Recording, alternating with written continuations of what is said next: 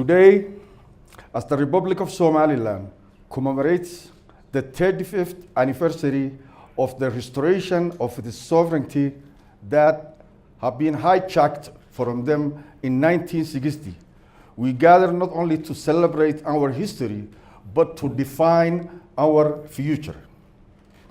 This evening marks the official launch of Somaliland Independence Recognition Institute, a strategic institution established to strengthen Somaliland engagement with the international community through policy research, strategic dialogue, legal scholarship, and democratic innovation. Excellencies, for the past 35 years, Somaliland has stood as a living example that peace, democratic governance, and stability can emerge through reconciliation, policy maturity, and national ownership. We built our nation without foreign peacekeeping forces. We established democratic institutions through dialogue and constitutional order. As we secure our peace through responsibility, resilience, and partnership in a region too often associated with instability and conflict, Somaliland chose another path, the path of peace, the path of reconciliation, and the path for democratic state building.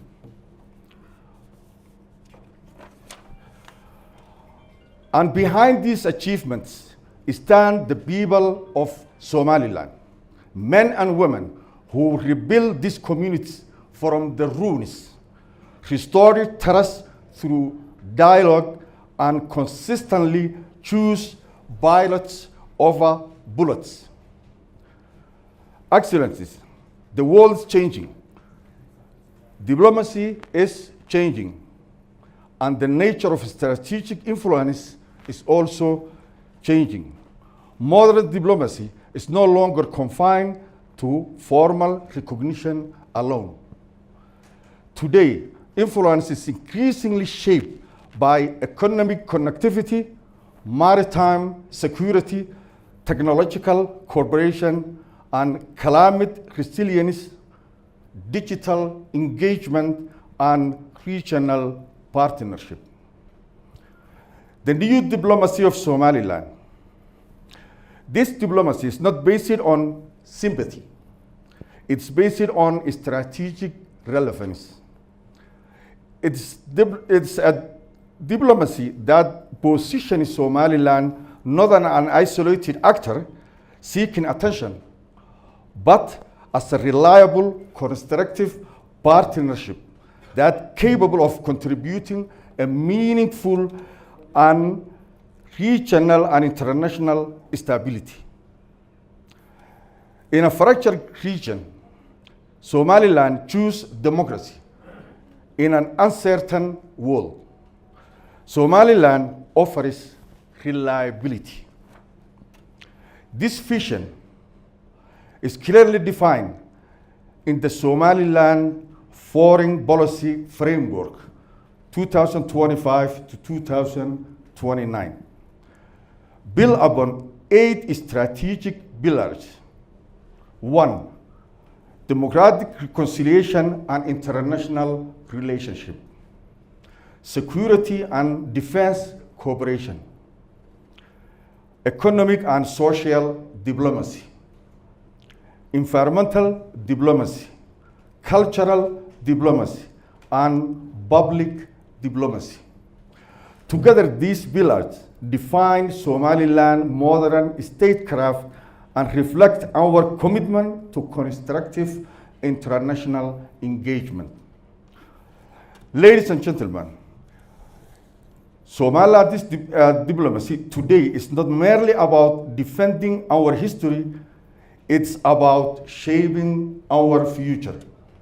Somaliland seeks to become a strategic gateway for trade and investment in the Horn of Africa, a trusted maritime security partner along the Gulf of Aden and the Red Sea,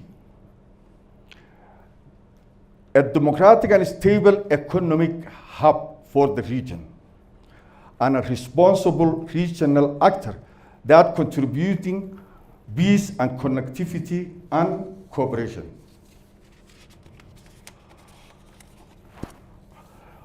As the global attention increasing turns toward the Red Sea these days and East African connectivity, Somaliland's geopolitical importance continues to grow. The Port of Berbera, the Berbera Corridor, and Somaliland's maritime security are no longer simply nation's assets. They are strategic assets with international significance. Through economic and social diplomacy, Somaliland seeks partnership that create a tangible opportunity for our people. Partnership that create jobs for our youth, expand trade and infrastructure, support innovation and education, and strengthen regional prosperity. Because diplomacy in the 21st century must deliver practical outcomes for our citizens, diplomacy must create an opportunity. First of all, diplomacy must strengthen prosperity, and diplomacy must improve the lives of our people. Another defining feature of Somaliland, this new diplomacy, is the digital and strategic communication. In today's world, influence is exercised not only through embassies and conference halls, but also through digital platform, strategic communication, media engagement, and innovation. Somaliland therefore seeks to amplify its global voice through multilingual digital diplomacy, media engagement, innovation partnership, and modernization of democratic institutions. And this is precisely why institutions such as this institution that we're launching today are critically important. The CERA represents Somaliland transition from reactive democracy to strategic diplomacy, for explaining Somaliland to positioning Somaliland, and from political survival to strategic influence. This institution will serve as a center for policy research, a platform for international dialogue, a hub for legal and diplomatic scholarship, and a bridge between Somaliland and the global institution, policymakers, academics, and partnership. Our case for recognition remains grounded in undeniable historical and legal legitimacy that my friend has clearly defined. The Republic of Somaliland was an internationally recognized sovereign state in June 26, 1960, before voluntarily entering or before it's being hijacked into a union that ultimately failed. The restoration of Somaliland's sovereignty in May 18, 1991 was therefore not an act of secession.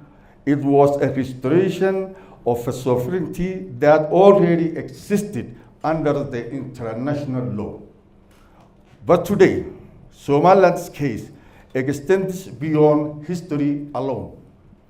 Today, Somaliland presents itself to the world as a contributor to regional security, a partner in economic integration, a defender of maritime security, a promoter of democratic governance in the region where that's unheard of, and a credible actor prepared to cooperate responsibility with the international community. Somaliland does not seek recognition to create stability. Somaliland seeks recognition because it's already delivered stability. Recognition of Somaliland would not weaken the whole of Africa, it would strengthen. Because stability must be rewarded, democracy must be encouraged, and responsibility statehood must be acknowledged. Excellencies, Somaliland remains firmly committed to constructive dialogue, regional cooperation, and peaceful engagement grounded in a mutual respect and a shared prosperity. To our international partners present here today, Somaliland extends its hand in friendship, cooperation, and strategic partnership. We stand ready to deepen cooperation in trade and investment, maritime security, climate resilience, digital transformation, education and innovation, and peace building across the Horn of Africa. The people of Somaliland, especially our youth and our diaspora across the world, the launch of this institution is a message of confidence, confidence in Somaliland's future, a confidence in Somaliland diplomacy, and a confidence in Somaliland's rightful place, the nation of the world, on the nation of the world. Because Somaliland history is no longer merely a story of survival, it is now a story of strategic relevance, democratic resilience, regional partnership, and global engagement. May Allah bless the Republic of Somaliland.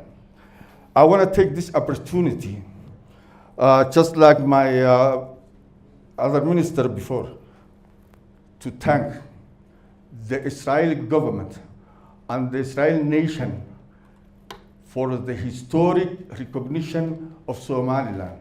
They have been the very first nations to recognize Somaliland independence back in 1960. And once again, they are the first country to recognize the independence of Somaliland. I want you to know, we are forever grateful for that. I want to also thank our ambassador, Taiwan ambassador, and Ethiopian representative here. As the other minister said, those three countries are our closest friend in this region. And I'm hope that they will soon follow the step of Israel to recognize Somaliland as well. Thank you very much, all of you.